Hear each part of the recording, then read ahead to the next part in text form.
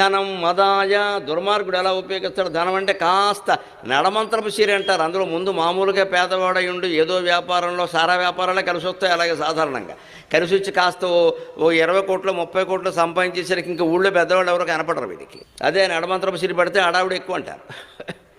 పట్టేసింది డబ్బులు. అందుకని ఆడేం సంపాదించాడు ఈడేం సంపాదించాడు అంటే వీడు సంపాదించింది ఇంత చేస్తే 20 కోట్లు 200 కోట్లు కూడా మామూలుగానే ఉన్నాడు. దాన ధర్మాలు చేసుకుంటూ సుఖంగాను ఏదో మాట్లాడతాడు. ఇక్కడ ఈ ధనాన్ని మదం ఎక్కించుకోవడానికి ఉపయోగించుకుంటాడు. అలాగే శక్తి పరేషాం పరపీడనాయ. శరీర బలం ఎక్కువగా ఉన్నవాడు ఈ రోజుల్లో వాళ్ళని రౌడీలు అంటారు. వీడేం చేస్తాడు? పరేషాం పరపీడనాయ.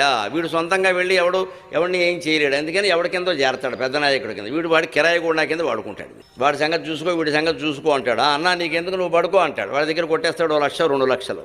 అన్ని కేసుల్లో వీడే ఇరుక్కుంటాడు. అనవసరంగా ఆ నాయకుడు బాగుంటాడు, వీడు ఎప్పుడు జైలు చుట్టూ తిరుగుతూ ఉంటాడు. వీడు ఆ జైలు దగ్గరికి ములాఖత్